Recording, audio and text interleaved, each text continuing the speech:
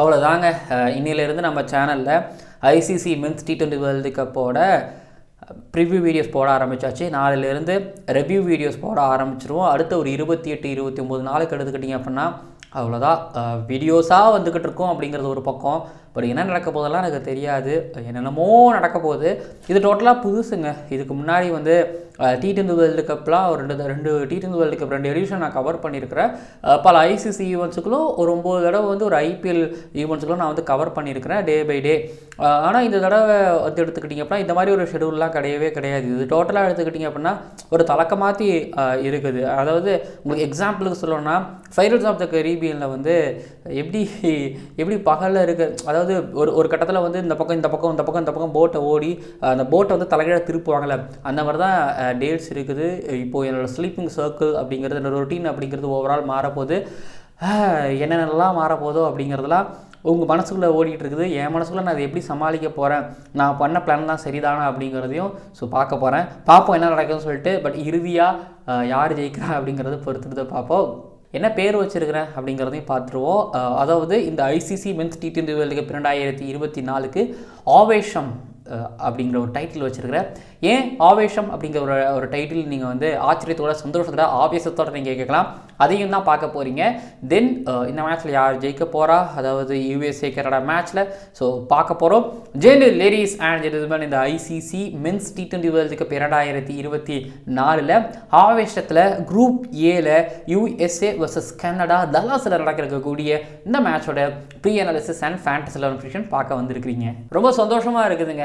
USA Canada இந்த மாதிரியான மேட்சஸ்களை பற்றி பேசும்பொழுது இதில் இருக்கக்கூடிய பிளேயர்களை பற்றி இன்னும் கொஞ்சம் பக்கத்தில் நெருங்கி பார்க்கும்பொழுது சந்தோஷமாக இருக்குது. அதாவது தனியாக இவங்கெல்லாம் விளையாடுவாங்க, ஆனால் அப்போ பண்ணுறதுக்கு நேரம் கிடைக்காது. ஏன்னா நம்மளுக்கு வந்து பார்த்திங்கன்னா எக்கச்சக்கமான கிரிக்கெட் போட்டிகள் அங்கே நடந்துக்கிட்டு இருக்குங்கிறதா பண்ண முடியாது. ஆனால் நம்மளுக்கு இந்த ஒரு மாதம் இந்த ஒரு நாளில் ஒரு தேதியில் இந்த மேட்ச் இவங்க மட்டும்தான் ஆட போகிறாங்க அப்படின்னு வரும்பொழுது நம்ம அதை பண்ணலாம். ஓகேங்களா? அதனால தான் இப்போ பண்ணுறேன். இல்லைனா வந்து நான் பேசாமல் இந்த டாப் 10 டீம்ஸ் மட்டும் விளையாடுறாங்களே அப்படின்னு சொல்லிட்டு கூட பண்ணிட்டு போயிடலாம். ஆனால் அப்படி நான் பண்ணிட்டு போனால் எனக்கு ஒன்றும் பெரிய லாஸ்லாம் ஆக போகிறது கிடையாது. பட் ஆனால் என்னோட எத்திக்கலி அது ரொம்ப தப்பாகவும் இருக்கும். பட் நான் எக்ஸ்ப்ளோர் பண்ணணும்னு நினைக்கக்கூடிய, அதாவது கிரிக்கெட்டை வந்து வேறு கண்ட்ரி கிரிக்கெட் எப்படிலாம் இருக்குது அப்படிங்கிறதெல்லாம் வந்து நான் பார்த்து கற்றுக்கணும், தெரிஞ்சுக்கணும் அப்படிங்கிறதே வந்து எக்ஸ்ப்ளோர் பண்ணணும்னு நான் ஆசைப்பட்றவன். ஒவ்வொரு கண்ட்ரியோட பேரோ ஒவ்வொரு வேறு கண்ட்ரியோட பிளேயரோட பேரோ என் வாயில் என் நுனி நாக்கில் இருந்து வரும்னு நான் ஆசைப்படுவேன்.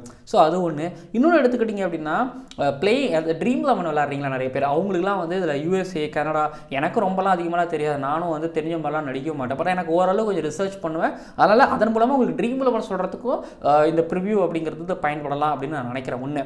இதுக்கப்புறம் எடுத்துக்கிட்டிங்க அப்படின்னா முக்கியமான விஷயம், ஆவேஷம்னு ஏன் டைட்டில் வச்சேன் அப்படின்னா இந்த ICC men's T20 world cup 2024க்கு ஃபஸ்ட்டு ரீசன் வந்து எங்களோட டிசைனர் நம்மளோட டிசைனர் அர்ஷத் 404 ஸ்டுடியோ வச்சுருக்கிற அர்ஷத். சரி, அவங்கெல்லாம் ஒரு டீம் அப்போலேருந்து எனக்கு பெருசாக ஒரு சப்போர்ட்டாக இருக்கிறவங்க, படத்துக்கெலாம் பண்ணுறவங்க.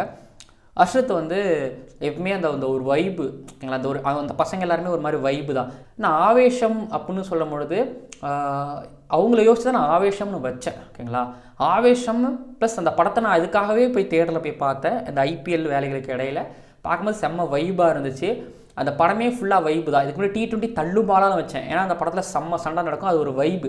அதே போல் இந்த வைப்பு எனக்கு இந்த T20 வேர்ல்டு கப் அப்படிங்கிறது எனக்கு பர்டிகுலரி எனக்கு ஐபிஎல் விட அது ரொம்ப பிடிக்கும். ஸோ அதனாலவே இது ஒரு வைப்பு கொடுக்குதுங்கிறதுனாலவே நான் வந்து இதுக்கு ஆவேஷம்னு வச்சிடலாம். எனக்கு ரங்கன் கேரக்டர் வேறு ரொம்ப பிடிச்சிருந்ததாங்க. அதில் ஆமன் கேரக்டர் வேறு ரொம்ப பிடிச்சிருந்தது.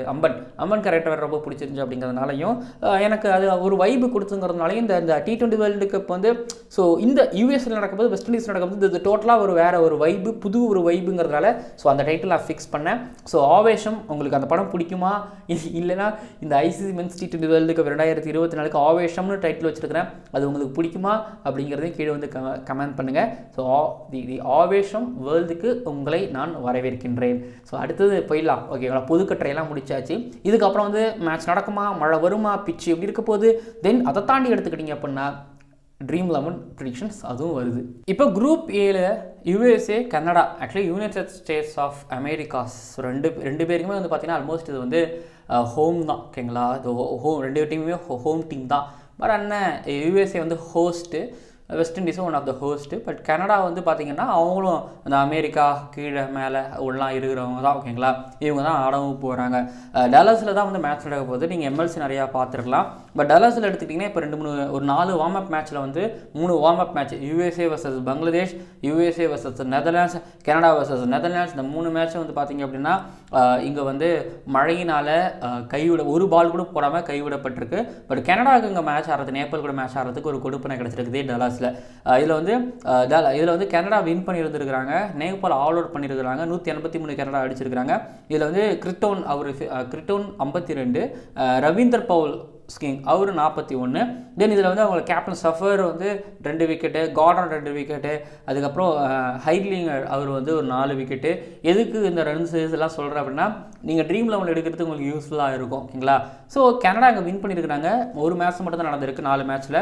பட் இந்த T20 world cup warm up மேட்ச்சில் நிறைய மழையினால் கைவிடப்பட்டிருக்கு. எஸ்பெஷலி யூஎஸ்ஏல நடக்கக்கூடிய மேட்சஸ்லாம் மழையினால் கைவிடப்பட்டிருக்கு. போர்ட் ஆஃப் ஸ்பெயின் வெஸ்ட் இண்டீஸில் அந்த பிரச்சனைகள் இல்லைன்னு நான் நினைக்கிறேன், ஓகேங்களா.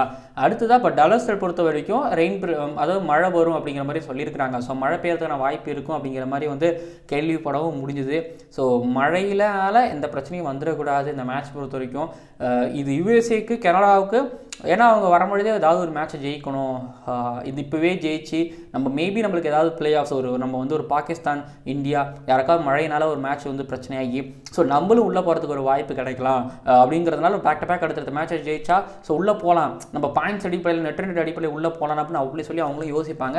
ஸோ டல்லாஸ் பொறுத்த வரைக்கும் இதுதான். ப்ளஸ் டல்லாஸில் வந்து கனடாவுக்கும் சரி யூஎஸ்ஏவுக்கும் சரி அவங்களுக்கு விளாண்ட பழக்கம் இருக்குது. தென் இங்கே இருக்கிறவங்களாம் எம்எல்சி ஆடி இருப்பாங்க அப்படிங்கிறதுனாலையும் ஸோ அவங்க இந்த பிச்சர்ஸ் தெரியும். ஒரு பக்கம் சின்னது, ஒரு பக்கம் பெருசு, ஸ்கொயர் ரொம்ப பெருசு, ஸ்ட்ரைட் ரொம்ப பெருசு. ஸோ கண்டிப்பாக பிச்சர்ஸ் வந்து எடுத்துக்கிட்டிங்க அப்படின்னா ரொம்ப கண்ணாப்பினான்னு ஸ்விங்லாம் இருக்காதுன்னு நான் நினைக்கிறேன். பட் ஆனால் ஆரம்பத்தில் வந்து ஒரு எம்எல்சி நடக்கும்போதோ இல்லை ஒரு சீசன் ஃப்ரெஷ்ஷாக ஸ்டார்ட் ஆகும்போதோ அங்கே கொஞ்சம் இனிஷியலாக கொஞ்சம் ஸ்விங் மூவ்மெண்ட் இருக்கும். அதுக்கப்புறம் நல்லா பேட்டுக்கு வரும்.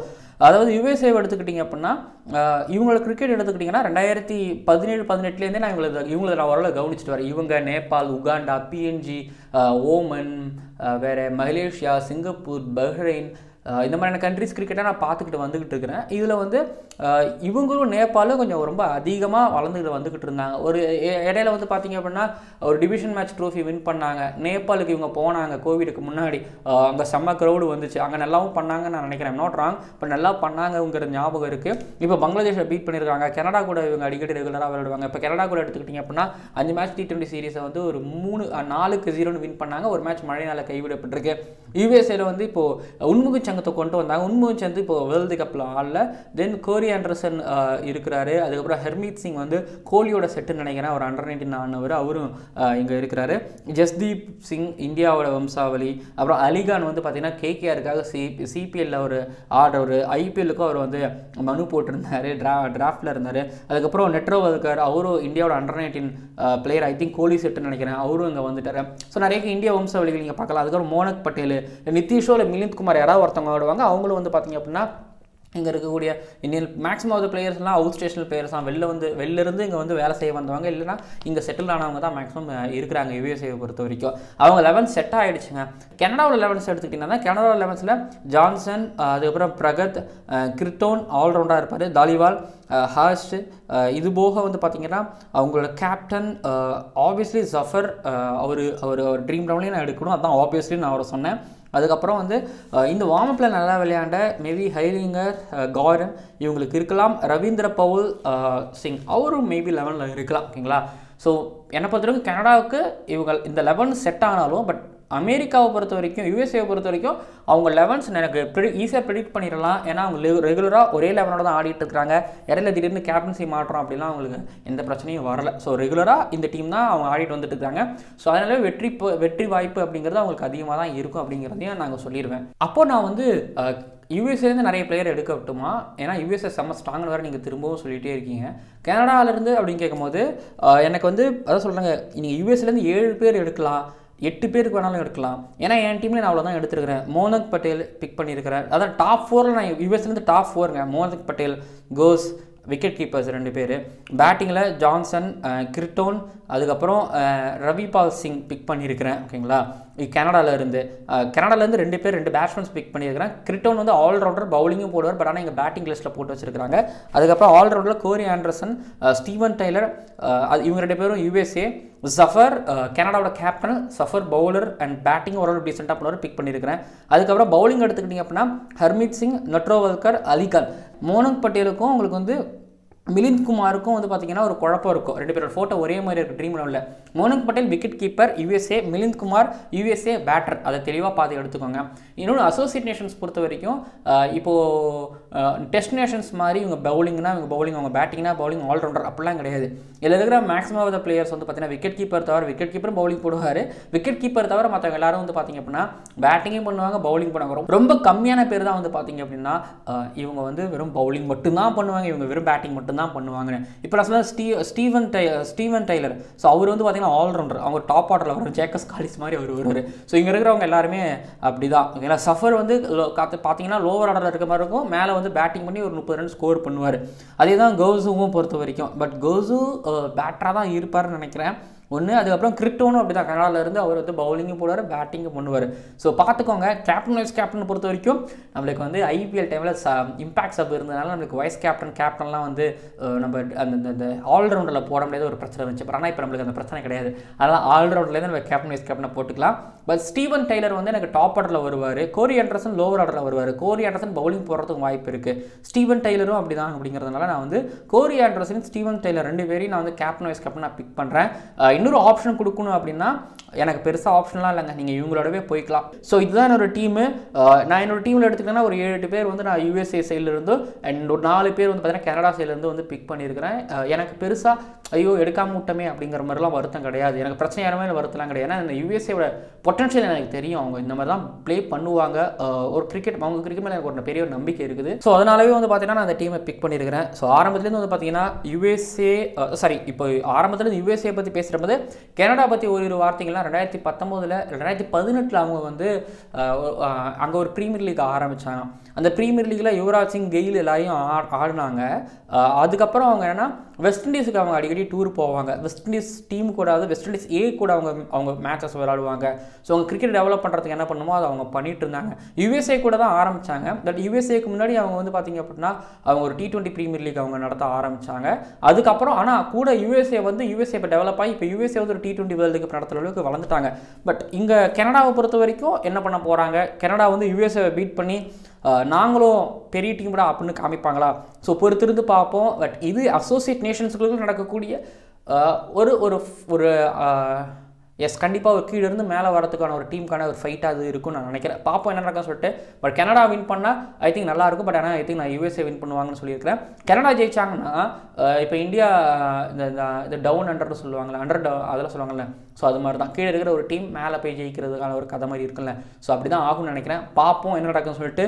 அண்ட் அடுத்ததாக வெஸ்ட் இண்டீஸ் vs PNG மேட்சோட ப்ரீ அனாலிசிஸும் ஃபேண்டஸில் ப்ரிடிக்ஷன், இந்த ட்ரீம் ப்ரிடிக்ஷனும் வந்துக்கிட்டு இருக்கு. மறக்காமல் பாருங்கள், சப்ஸ்கிரைப் பண்ணுங்கள். எல்லா நாளும் இருக்குதுங்க, கண்டிப்பாக கொடுத்துக்கிட்டு இருப்பேன். ஆனால் எப்போ தூங்க போகிறேன்னா தெரில.